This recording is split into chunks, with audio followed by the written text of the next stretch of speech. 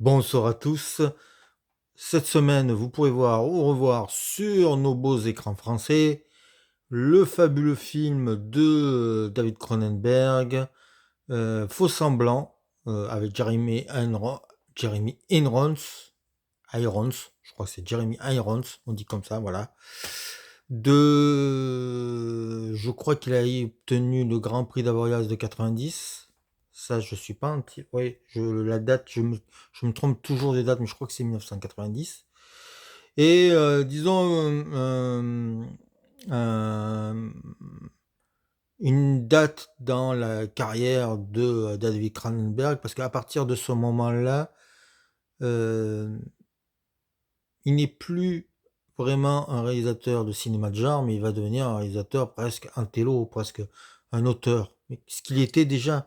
Mais là, les cahiers du cinéma, les arts rock, tout ça vont s'intéresser beaucoup plus à lui. Et c'est surtout grâce à ce film-là. Même si je pense qu'il n'a jamais eu... euh, la critique a toujours été pour lui. Ça, c'était ma petite parenthèse. Alors, qu'est-ce que ça raconte? C'est l'histoire de deux frères jumeaux diamétralement différents l'un de l'autre. L'un est timide, l'autre est charmeur. Ils sont tous les deux gynécologues, ils ont ouvert un cabinet où ils travaillent ensemble, et parfois ils font croire que l'un c'est l'autre, et que l'autre c'est l'un pour séduire les femmes. Ils sont doués dans leur travail, mais un est vraiment un spécialiste de la gynécologie. Alors, il s'occupe de la fertilité, il s'occupe des troubles de la fertilité et il n'accouche jamais les femmes. Donc ça, donc il y en a un qui est très doué dans ce domaine-là et l'autre, c'est surtout un vendeur, un charmeur, un séducteur, quelqu'un qui s'occupe de tout ce qui est relation avec le patient. Leur cabinet marche incroyablement bien. Ils ont des vedettes de cinéma, des milliardaires qui viennent les voir. Et donc là, ils vont avoir comme patiente une star sur le retour qui a un utérus un peu particulier, qui veut avoir un enfant, mais bien entendu, là, ça va pas être possible. Mais l'un des frères va tomber amoureux. Et à partir de là, ça va partir en cacahuète, puisque il va découvrir la drogue, il va découvrir euh, il va tomber amoureux et ça va pas bien se passer. C'est un film incroyable. C'est un film où on est en pleine période, j'allais dire, euh, American Psycho de Preston Ellis. Où on sent bien ça dans le film. On est assez proche de ça, c'est-à-dire euh,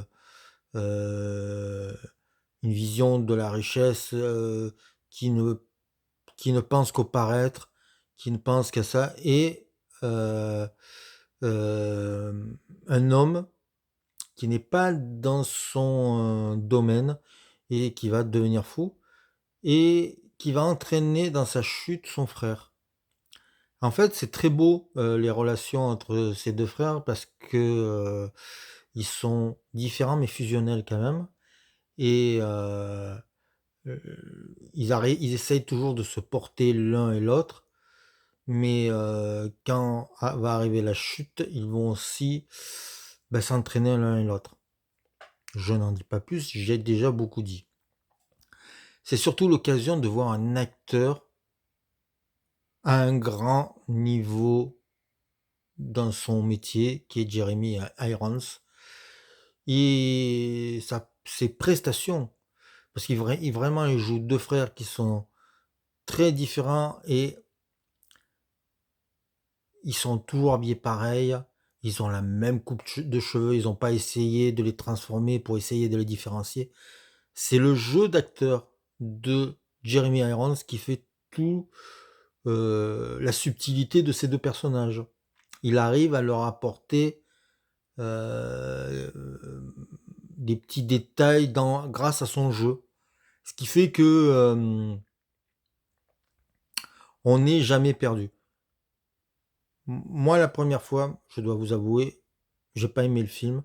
Alors je vous parle de ça quand c'était en 90, donc j'avais même j'avais 18 ans et je suis passé complètement à côté du film parce que je l'ai vu en VF et que la VF justement n'a pas tout à fait la subtilité du jeu de Jeremy Irons.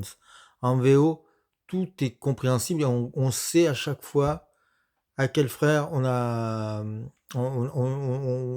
sur l'écran. Je l'ai revu, cet été. France Télévisions a diffusé ce film sur la plateforme et j'ai découvert un film qui est complètement hallucinant, de maîtrise, la mise en scène est incroyable et surtout, hem, un acteur incroyable. Alors on n'est plus vraiment dans du cinéma de genre avec ce film-là, on est dans une étude psychologique.